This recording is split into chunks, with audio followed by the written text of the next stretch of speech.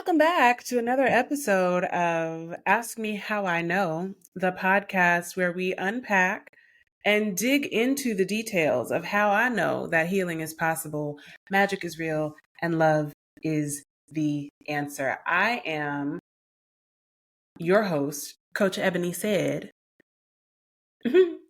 And we're back for another episode this week that has been I have been dragging my feet to the microphone all week because, here we are. 11:11, standing at the gates of this portal, following the election or installment of the now 47th felonious president of the United States of America. And y'all, last week's episode, I remember feeling the pensive hope in my throat and writing the poem for Black women, and I wish that I was not so closely linked to the I told you so that was in my spirit, like quietly. I didn't say it, and I'm not saying it now, but there was an energy of that in the hesitancy, in the nervousness, in the lack of outright excitement that took place. And don't worry, we're not going to talk about the election this week because I don't want to talk about the election anymore. I want to talk about how I am doing following the election and check in with you to encourage and be curious about how you might be doing after this election, after this past week, and talk a little bit about how I spent the week and what that did for my little soul, my Black woman heart, and where I'm finding gratitude and joy in a very hard week, but I found some and I want to share it with you. So that's what I'm going to do in this week's episode, is tell you where I found the joy and the gratitude and share it with you. Right, Avery?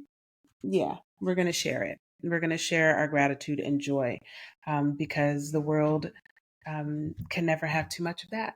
And there may be a shortage in some of our spaces. So I found some and I want to share it with you.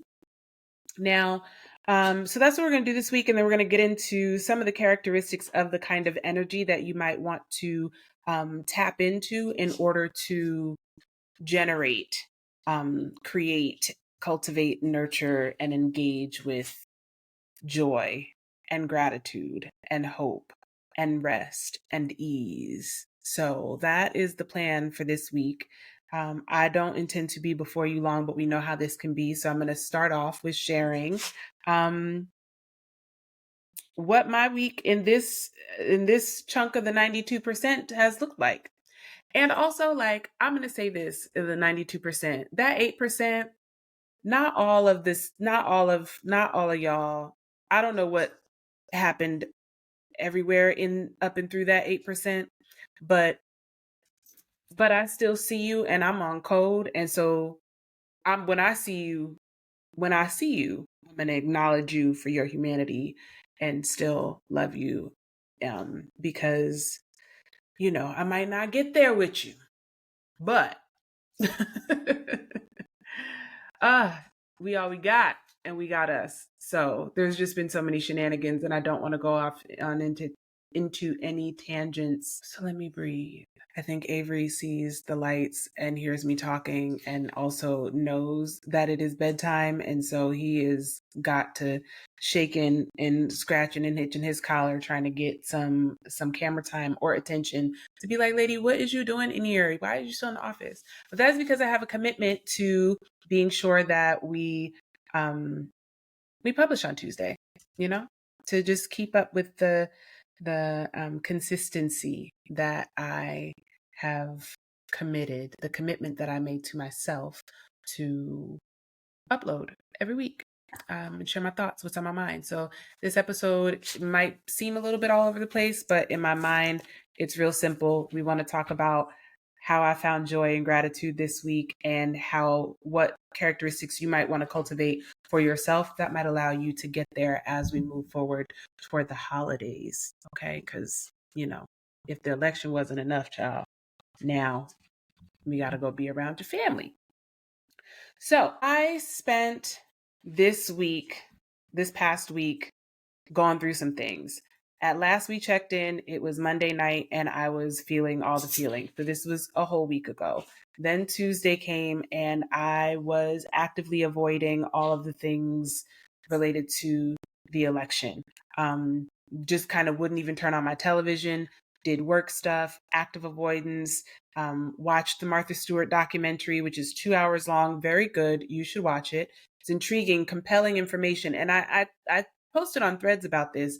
It was interesting because it was kind of ominous watching Martha Stewart's documentary and seeing how greasy they did her to punish her for being the first woman billionaire, and for her to do so by being kind of, unlikable and, basically a self-proclaimed bitch about it all. A perfect one at that. So it was really, there was a thing there. There was a mood in watching Martha Stewart's documentary, Martha, on Netflix. But I did that, try to practice avoidance. I tapped into Threads like right before bedtime. And what the hell did I do that for? Because I was watching all of the discourse around what was happening with the election. And then I just couldn't, my spirit was upset, couldn't find my sleep. I started reading this book that I've been wanting to read about human design, about being an empowered projector, which I am a projector. I'm sure that'll come up in later episodes. We'll put a pin in that for now. But if you don't know, you should check out what your human design is, get some information about that. It has helped me a lot in this self-discovery, self-awareness journey that I have been on for, I don't know, according to Pluto and Aquarius, the past 16 years. But that also tracks. So Tuesday night was wild, barely got any sleep. I won't say that I was among the folks who have been online saying that they woke up suddenly between 3 and 4 a.m. with like a jarring shift in their system. I don't think that happened to me, but I did have a difficult time finding my rest. I was very restless and had bugged out dreams all night on Tuesday. And then Wednesday morning woke up and was just like, well, shit. So I'm not gonna lie, Wednesday was kind of a blur. It's kind of a blur now. Sadness, disappointment, some rage, frustration, avoidance, kind of like a paralyzing effect where I just didn't feel like I could articulate what I was thinking and feeling because I didn't feel like it mattered. Just the sense of feeling utterly unimportant to the world, especially in this country, in the context of like social order and interests. And that really took the wind out of my sails. I don't know, that metaphor is strange because I'm not really a sailboat type of girl, but like it was deflating. A deflating experience is what I had on Wednesday. Kind of like being like a loose plastic shopping bag on a not on a windy day, like just out here, deflated, empty, not going nowhere. Maybe stuck in a bush or something like that. That was the vibe that Wednesday gave. So it was hard. I didn't have a lot of words, and I have words, or will at least be brave enough to try to find words, right? I could not do that. And then on Thursday, we started to turn a corner because it was the first time that I was able to have like conversation with my colleagues. I work with on my team with three other really dope Black women, all people of color, but there is a group of us, the four of us, who were able to have some time together on Thursday to just spend an hour decompressing, reflecting, and sharing what we were going through. And that was where things started to shift, where I felt seen, and I also felt honored to be able to witness and to listen and to just be with other Black women aside from what was happening on social media. because the movements for the Black Girl Follow Train and the upliftment that was happening with Black women's call to rest and to divest from fixing things and leading marches, and us just being like, we wash our hands of you, America. That was happening online, but that hadn't really translated to like my own lived experience yet, because social media is still kind of a distant reality. I don't really clock it in my mind as reality. And I have a difficult time making that association between the two. And that has something to do with me being a projector and needing to be able to connect, tap into energy to be with in a human way. And I find that social media lacks that access point for me to plug in meaningful ways.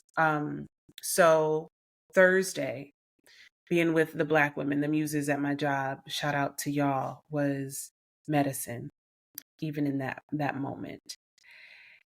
And then Friday came, and I went to therapy, and my Black woman therapist, that was when the dam broke, y'all, on that couch. That was when I was able to really just process aloud what I had been experiencing. And I won't go into detail with you about all that it entailed here.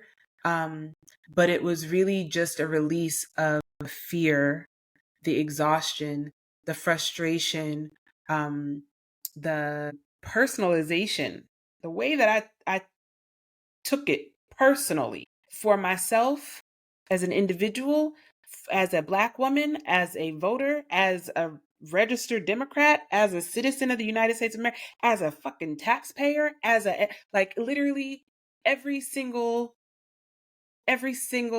identifier that makes up a me was personally offended by the events of the outcome of the 2024 presidential election.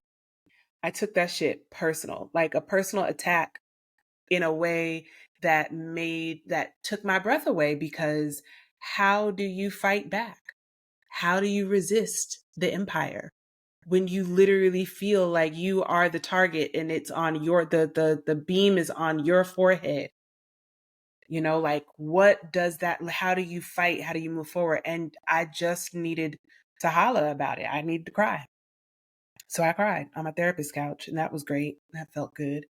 But, you know, she reminded me,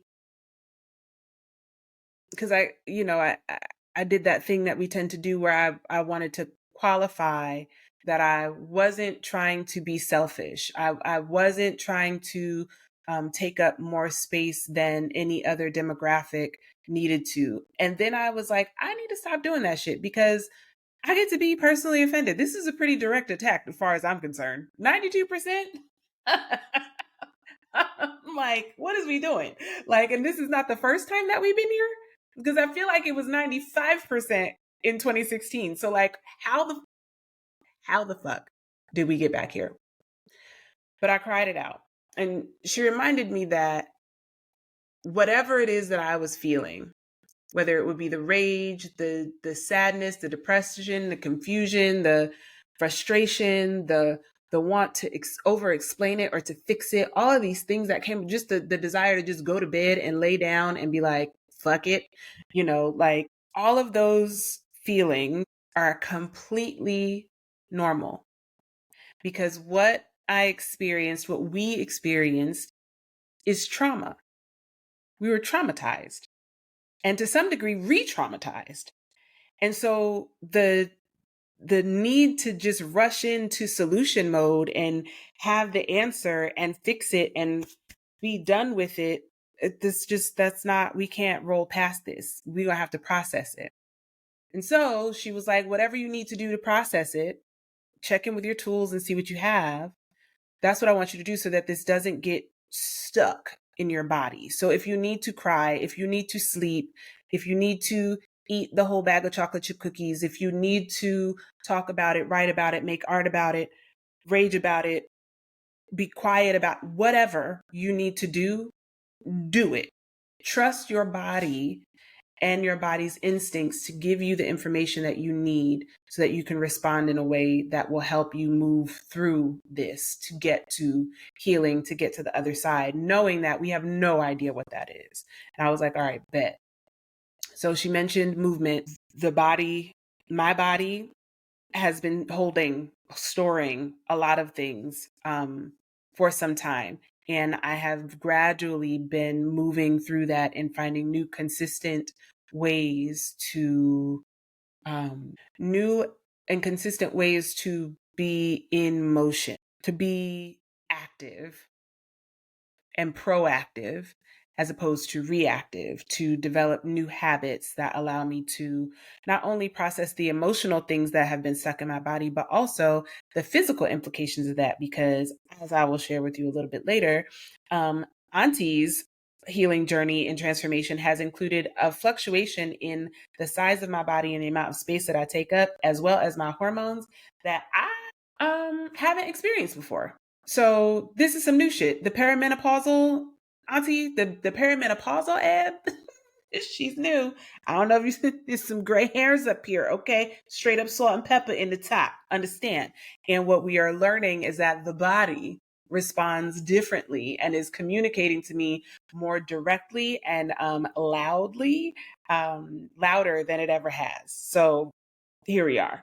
We out here learning lessons and stuff. So in therapy, it was a reminder that this trauma that we experienced is also, there is an invitation for that to be trapped and stuck in my body and stored someplace in my hips, in my gut, in my back, in my kidneys, in my ankles, and my joints. And what we don't want it to do is settle there. So movement became key. So luckily, thankfully, I'm grateful to me of 3 weeks ago, I found a group called Black and Bloom in Charlotte.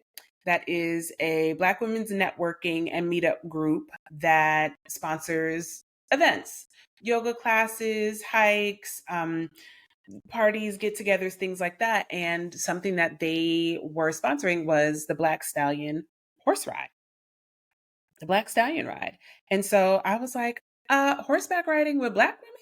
Sign me up. Say less. Let's go. I moved to North Carolina. I might as well do North Carolinian things. Come on, Charlotte.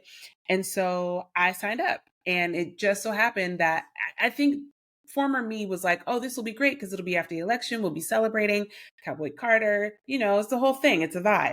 Well, it was not celebration, but it was very much community. It was very healing. It was very much like just being together. And for me, it was being together and being with in community in a way that felt really juicy because I didn't have to do anything but just show up and receive and experience and be present and witness, and like that felt like love and all the things that I needed. So shout out to Black and Bloom for the Black Stallion ride. That was so much fun. I got to ride a horse named Dream. You should check out my IG stories, or it's not gonna be my stories anymore. There's a reel on my page. Check me out on IG at Coach Ebony Said, and you'll see my little reel that I made in CapCut because Auntie has CapCut now. I made a TikTok. I did it. I learned. I did it. I went back. I did. I went back and I made a content. So, but yeah, it was just really dope. Something that I noticed about myself that day is, so I have not been, so for the year that I took off from my Iyawaraje, my initiation, that full year, while I was also wearing white, I was not being photographed. I wasn't actually on social media. I wasn't taking selfies. I wasn't really like spending a lot of time in the mirror, the vanity, all that stuff was kind of not the move, not what I was focused on at all. Also, during that time in wearing white for a year, you tend to wear things that are flowy, stretchy. You have to dress in layers. So it was like, leggings and then a skirt over and an undershirt underneath the sweatshirt and the top and and then it was winter. And so it was just like, oh, I'll just get a bigger size sweatpants, the extra large sweatpants that I just needed to get a size up because I have on leggings underneath them because I'm, whatever. This is how I'm qualifying what's happening in my body. And I just didn't realize how much my body had changed, how much weight I had gained. And when I went back to see my doctor in May, she was like, "Who? Where? Where did this 30 pounds come from, my love? Like, are you this? What's happening?" I had gained 28 pounds in a year, which, whatever, we gain weight, so on and so forth. But also, like, between the year in white, not really being active, not working out, post surgery, you know, feels, moving, stress, perimenopause, all of that stuff, I don't know, it just kind of just happened. So I moved to Charlotte over the summer, and have since then been like walking more, doing more, finished my year in white, have been going outside more. I'm like low key outside now. So my activity has increased, and also my diet has changed because I live alone again. And so I'm cooking more healthily, eating more regularly, making smaller meals because it's just me, you know, all this stuff, right? So I'm losing weight. I don't live a life where I am conscious of weighing myself. Like, I don't own a scale. When I lived with my brother and my parents, there was a scale in our bathroom. And so I would be on it and be like, that's weird. That says 203 pounds. I don't look like I weigh 203 pounds. I'm still juicy, right? I'm fine. Well, I'm 5'4". Um, I guess I have the benefit of the way that the weight was sitting on my body was like sitting in right places, but it was still sitting there. And my knees were like, bitch, if you don't stop. So it was not so much about like anything other than just the way that I feel in my body. And it wasn't even about how my clothes fit because I was dressing for that shape, which was stretchy and round and flowy, and fluffy like a marshmallow. Well, now that I am going back outside, I am also putting on clothing that I haven't worn since before I left New Mexico. So we're talking about 2022 post pandemic body ebb trying to fit 2024 healing auntie perimenopause era ebb in those clothes, and it won't work. I am learning that while all that was happening, like, I just now came to terms with the fact after the horse ride, like, I have also lost a bunch of that weight since July, since I moved to Charlotte. So all the things that I have been doing in Charlotte has actually led to me losing weight that I wasn't even really quite aware that I had gained, if that makes sense. Maybe it doesn't, but suffice it to say that having people take pictures of me, like full body photographs of me, and then seeing myself for the first time, I'm like, oh, wow.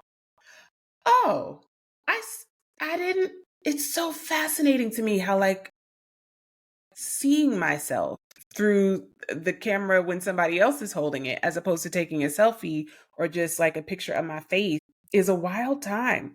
I don't know. I don't know. I'm processing out loud, but here we are. I love my body. I love it. I love it. I love it. I'm so grateful to it for how, like, and grateful to myself for the ways in which I wasn't even aware. I wasn't overly self conscious about it. I wasn't made to be overly self conscious about it. My family, I asked my mom, I was like, why didn't you tell me I got big? She was like, I thought you knew. Like, I didn't. She was like, what was I supposed to say? And I was like, so grateful that I didn't come up in a house where that kind of, I was being antagonized for my size. And as an adult, still wasn't happening. Did they notice it? Yes. Was they kikiing about it on the low? Yes. But did they make me feel bad about it and give me a complex? No, they did not. And so I'm very grateful for that. And just noticing that, like, okay, it's time to get back in my body. And I said last week, like, I'm a look for my body. I'll be back real soon. This is my way of saying that I am actively engaged in prioritizing an embodied wellness, embodied living of being back in my body. And so it is happening, and I'm very grateful that it is happening. And I love the results. I love the process. I love the noticing the difference in how it feels, and also and giving myself grace for when it doesn't feel good or when I don't want to do it, or whatever. So all things considered, I count it all joy. But the horse ride and the pictures of the horse ride and getting up and down off of the horse sent which activated some things that I hadn't been thinking about clearly for a long time. But I was able to do that in community with beautiful Black women and Black men, cowboys, and nobody was. Like I said, it wasn't a self-conscious thing. It was more like a self-awareness that I was able to tap into. And I think that may have also had something to do with the fact that I felt so safe and seen in that space and in that community, and was really satisfied with myself for having found community to be with on that particular day after the very hard, emotional, challenging week that we had collectively experienced in this country, and as Black women in particular. So yeah, the horse ride is levels to this shit. So, and when I got back home from that day, from sitting high up on the horse that day, I was also able to decompress with my best friend. So my best friend is named Erica. Erica worked as the deputy digital director for the Harris Walz campaign in one of the most embattled swing states, Arizona. For this campaign, she jumped on board at the end of July and had been working every single day nonstop up until even after Election Day, and being a witness to her process and her journey, her excitement, the work that she put in, what she was up against in the swing state, who I know her to be as a community activist, as a lobbyist, as a civil servant, and a dope ass Black woman who is unapologetically herself in spaces that seek to diminish or restrict her access or agency. It was just, she's the shit. And so on Saturday, we got to just talk like besties. We've been having some conversations to decompress and get there, and, to just listen to her experience and how the events of this week landed on her, but then also to think about a way forward and what's next and what we're both thinking about and feeling, and, how we will continue and what we're planning as we move forward, was just really special. Felt really healing. And I talked to my mama on the phone, checked in with her, talked about things that you talk to your mom about on a Saturday afternoon, Saturday evening, and just really felt loved and whole. And that was good for my soul. So I went one step further on this whole embodiment journey and decided to also on Saturday night sign up to go to Africa Fitness Core Yoga on Sunday morning or Sunday afternoon in the middle of the day, like 1:30, to do core strength yoga with amazing Black women also here in Charlotte. Like, this is great studio, great class, great music, great playlist, great workout, good vibes. It was just fun. Everybody was welcoming, kind. It was like, none of the bullshit that I have experienced in my 20 years of yoga.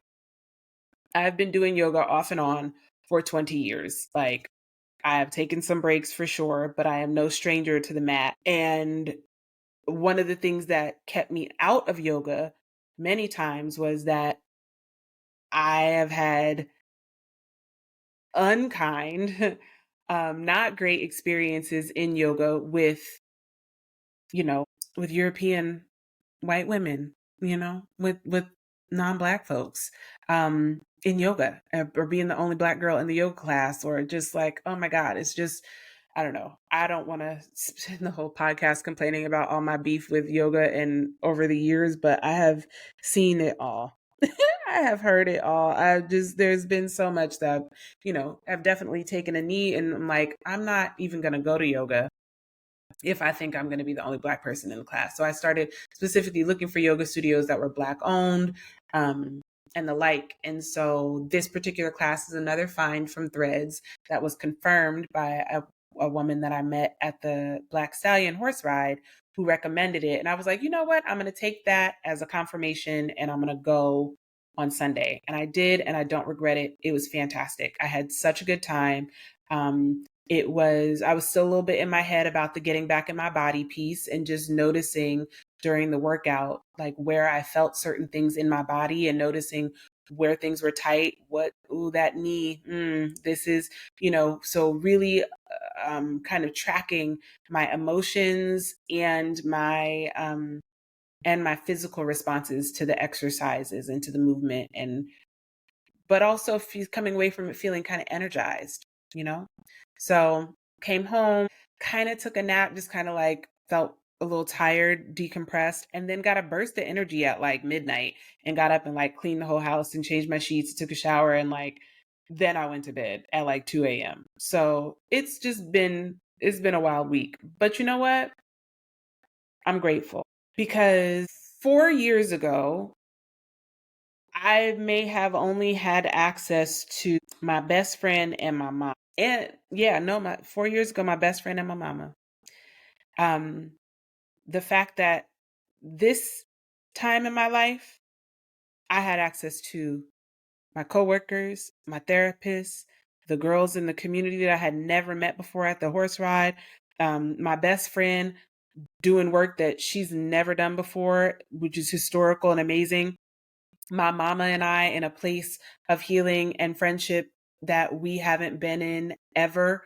Probably one of the best places that we've been in relationship in my whole life. Um, the the core yoga with the Black girls turned up with the best playlist ever, like vibes. They gave me a free pair of grippy socks when I walked in that are very cute.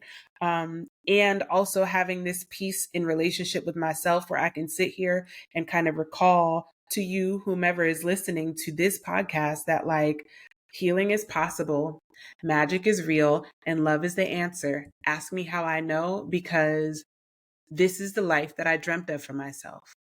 I left New Mexico and said that I wanted to be in right relationship with my relatives and my family.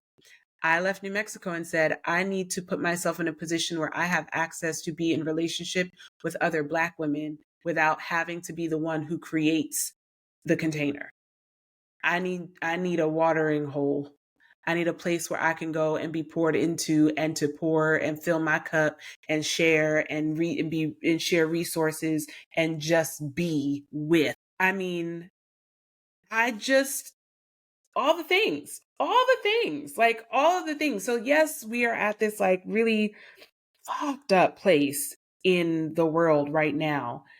But I'm so grateful that the life that I'm living today is evidence of the intentions that I set and the choices that I made that were very difficult, and the moves that I made and the prayers that I prayed, and the prayers that were prayed for me and over me, and the conversations that were had, and the plans that were made, and just every single one of those steps led me to now.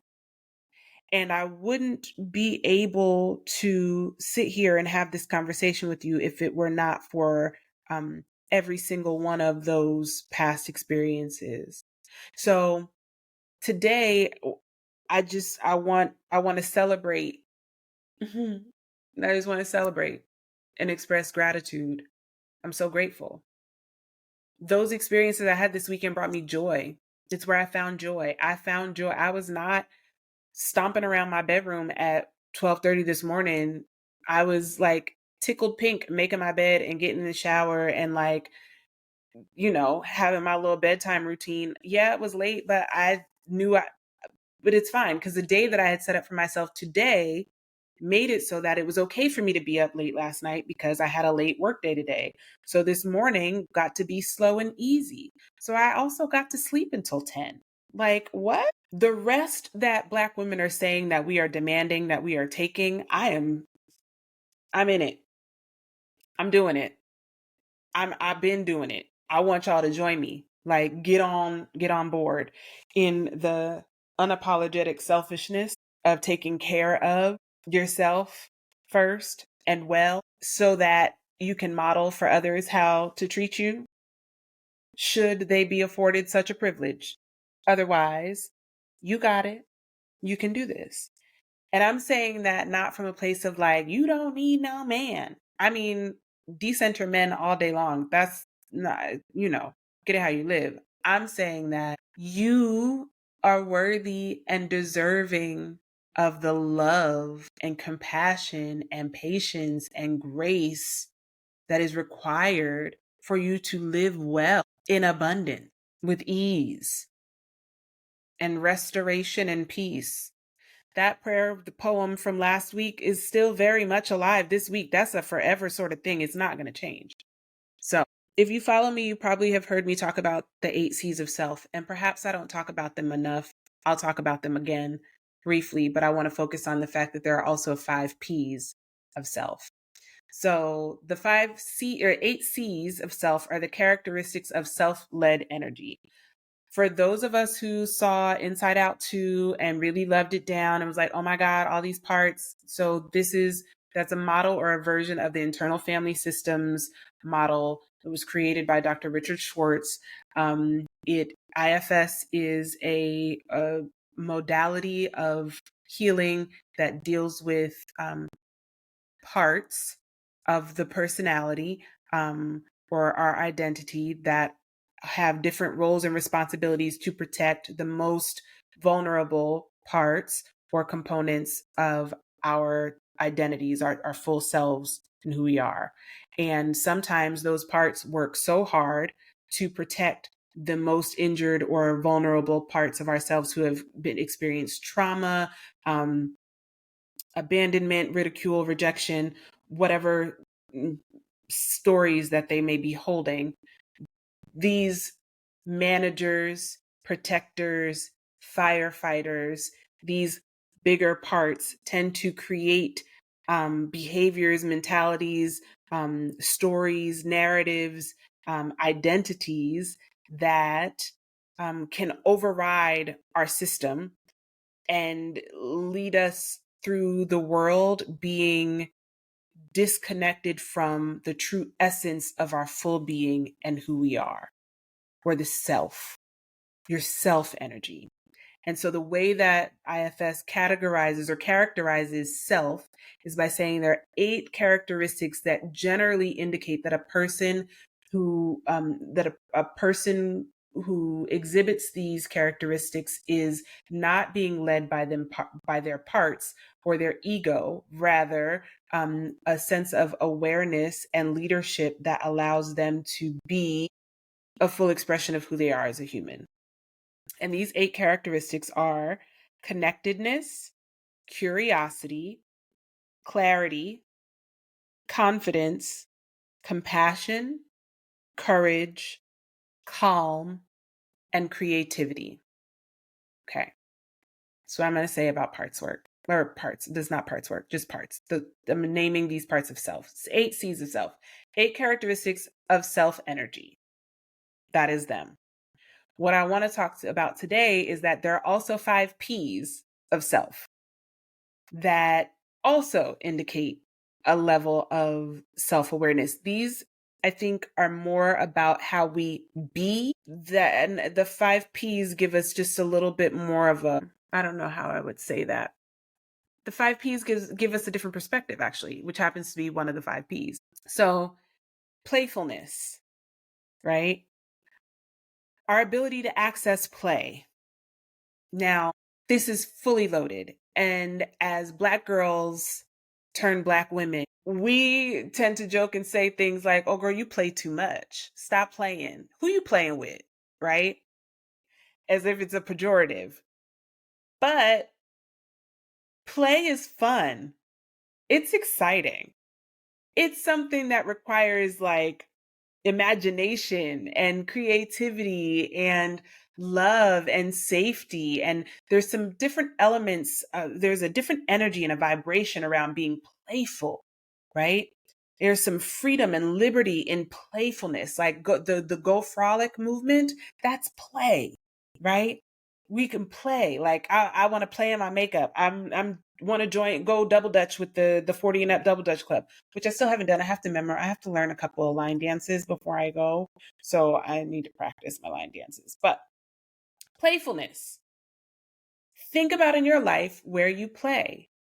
I got to play this weekend and I feel better for it. I'm a little sore, not gonna lie, but I also had energy to take a 3-mile walk this morning. You know what I mean? So like, play. I'm being playful right now with this podcast episode. I ain't got no script. I wrote down these things on a piece of paper and I just started talking to y'all and was like, I'm going to just watch the time and make sure I stop at an hour because I think that's about as long as people are going to listen to me speak. So play, because you got to laugh to keep from crying, child. So you might as well play. Have a good time. Presence. How to be present. Be present. Be present. This is kind of loaded. This one might be a little bit more challenging. I don't know. I don't want to rank them, but cultivating a practice of presence, cultivate presence. Like, I am present. I'm here. I'm paying attention to you. I'm listening to you. I'm doing my research about human design and being a projector. In human design, one of the ways that it describes the aura of a projector is to have an aura that is penetrating, a penetrating aura.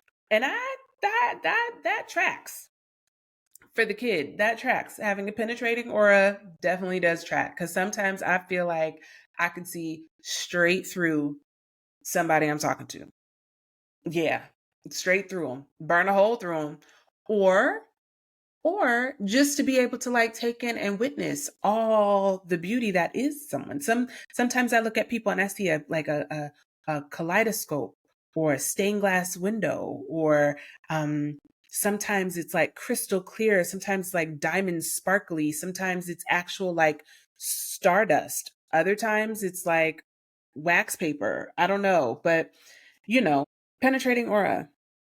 So cultivating presence was challenging for me because I oftentimes would try to not lock in an engagement so as not to burn out the person that I'm engaging with, right? So that would allow me to dissociate, to be present but not really be here. Like I'm here but I'm not really present. So oftentimes I would go into autopilot, especially in like busy work, event mode. If I'm at an event, I'm hosting, doing this and the other, I'm just being being like guided around, without actually being present and aligned in what I'm doing. So I turn into a channel and then I'm just kind of like on autopilot going through the motions. But I would end up not having my presence checked in. I would end up forgetting things, like a lot of stuff that is just like memories that I don't have. I don't know. I don't remember what happened because I just was getting through it because I wasn't present to the moment. Some of that had a lot to do with drinking. So I was using alcohol to lubricate me so that I could show up in social settings, to help to just soothe my anxiety around social interactions. So I was using that as a coping mechanism, but I was also coupling that with not really being present because I'm stressed out and hyper focused and hyper vigilant. So I'm not really paying attention to what's going on. So it's really hard to remember things, especially when you're buzzed, if not flat out drunk, going through the motions. You know what I mean? So presence has been something that I've learned to cultivate in order to just be present with the moment, by being able to access calm and stillness and to be with my breath and to be patient and to wait to be invited to contribute without feeling like I am responsible for making something pop. I don't have to do that. I get to just be myself and just show up and see what happens. And that's pretty glorious. I like it a lot. Persistence is the third P. Persistence. My goodness. Well, I guess this podcast is an exercise in persistence. That's for damn sure. But persistence, I think, is really something that I can say has paid off, to never give up. Never, ever, ever give up. I mean, like, you might take a break, but don't give up. Not on you. Not on you. Don't do that. Persistence. It pays off. To persist in the face of what has recently happened, in light of what has recently happened in this country this week, we persist. We got to keep going. We all went to work eventually. Everybody had to do something, you know, even if we just went to complain and cry, we went, you know, the persistence of being able to follow through on and be consistent with the things that I said I was going to do what I said I was going to do, has helped me to establish, to deepen my trust of myself. I trust myself now because I know what I'm capable of. I understand what my persistence gets me for me. And some days it's bleak and you're like, I don't want to do this no more. And perhaps you need to switch it up. Maybe there's a pivot in store. Maybe it is time to quit. But I don't think that quitting is the same thing as indicates a lack of persistence, you know? Persistence is about like the drive to say, I'm going to keep moving forward. I'm going to put one foot in front of the other. And I'll rest between, but I will go again. I will persist. Perspective. You know, sometimes you don't know you're looking at an elephant because you're too close to the thing. So you're like, what is this big old gray brown wall? It's kind of dry. It's crusty. What is that made of? You know, you don't know it's an elephant because your perspective is that you are right up on that thing. Maybe sometimes a perspective shift that allows you to feel more powerful, more clear, more confident about what you are facing is in order.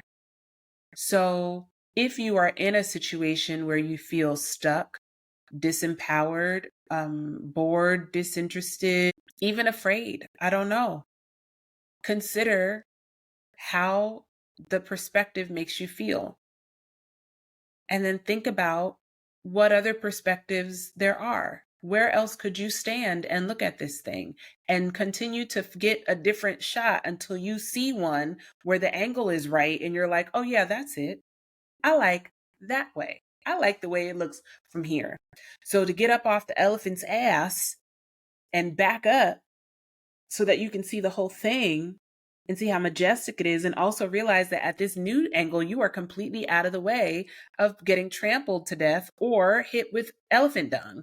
So good job for you. Shift in perspective is all it took, right? It still requires a certain element of stillness. And I feel like calm is the way that we get there, and which is to just say, like, breathe. Like, and I don't mean that in the, oh my God, calm down, take a breath. I mean, like, you're breathing. Just pay attention to the fact that that's happening and you think you're in control of it. So just notice it, right? Notice it. Breathe. You're breathing, which is indication that you're alive. Okay. When you're standing here looking at this elephant ass or this gray wall, wondering what that smell is, let's take a couple steps back. Oh, things start to come into view. Oh, okay. Oh, that's pretty. Oh, look at this, beautiful. Oh, it's just a baby elephant. Oh my gosh. Right? I don't know. Perspective. Just a change in perspective can make all the difference to take you from feeling utterly disempowered to feeling like you're standing on top of the world. So, and the final P is patient.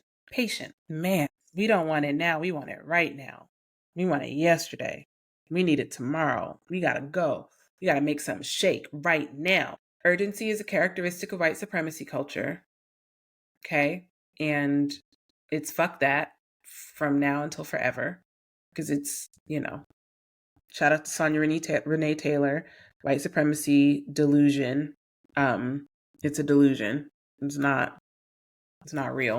So that delusional ideology that says that you have to do it urgently is not natural. It feeds burnout, right?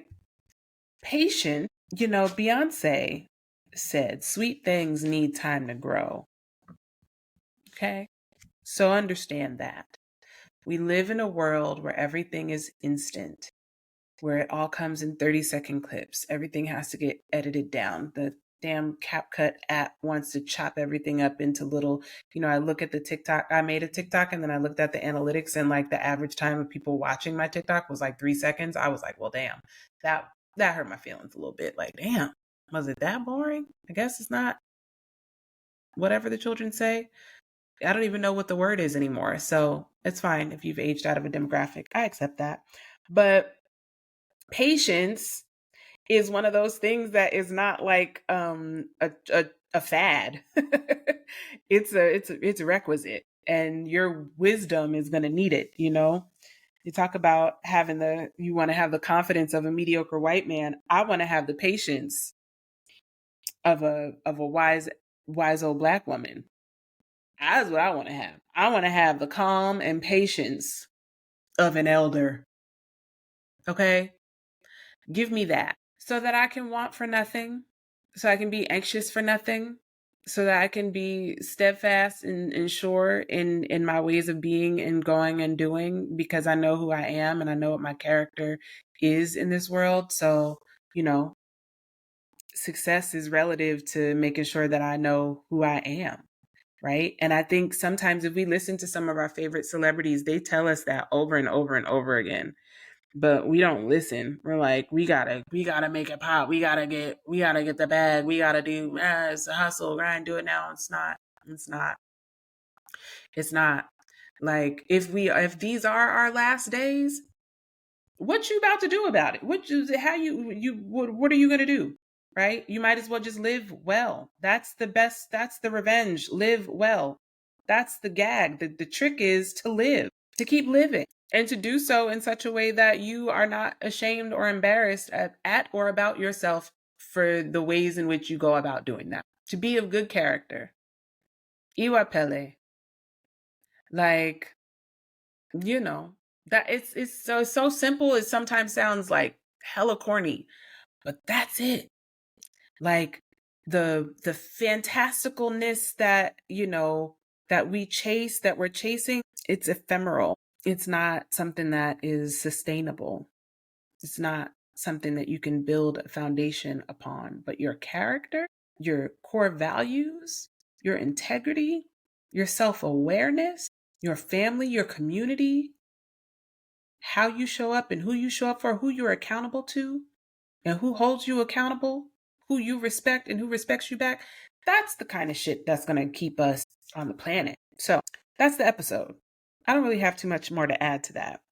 I am working on a couple things. I am still offering free coaching for those of you who have never had a coach, have never been coached, who don't think you need a coach. Those are my favorite. Definitely, you should schedule a discovery call. You get one complimentary discovery call with me. I give you an hour.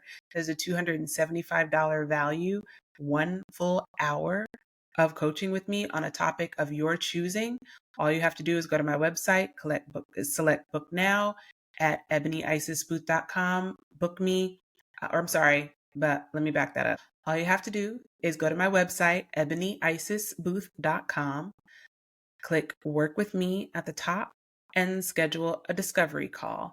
You'll fill out your intake questionnaire to just get ready to answer some questions and help me get clear about who you are, and you get clear about what you want.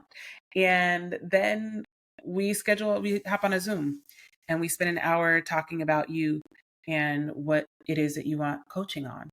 And from there, you decide what you want to do. But my goal is for you to come away from the experience with some clarity, with a strategy, with new ideas, with something percolating that will allow you to move from one step to the next step, or maybe 10 steps from now.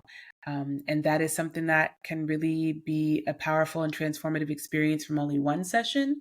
And if that works for you and feels great, then I highly recommend that you look at working with myself or another certified coaching professional in a container that might be more sessions. Mine are 3 sessions, or mine are 3 months or 6 months in containers for us to really look at what it is you want for yourself, for your family, for your future.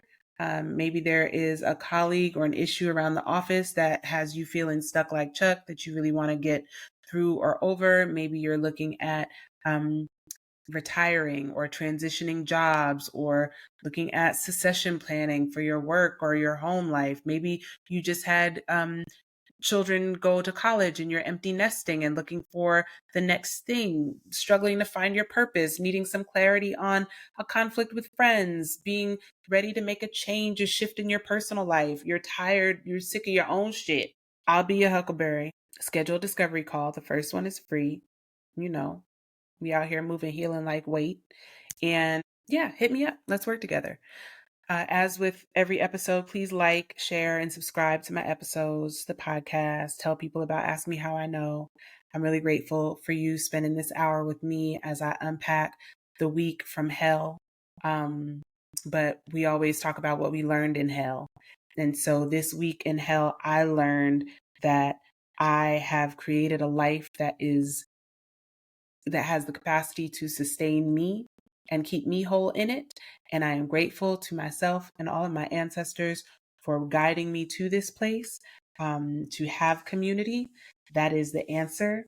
Joy is a radical act of revolution and cannot be taken from us. It will not be taken from me.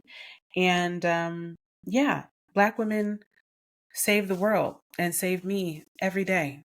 Not just because I am one, but because I am privileged to be able to be in loving, right relationship with many. America, you really missed out on an opportunity to do your big one. So here we are. I love you so much. Be light and shine. I'll see you next week.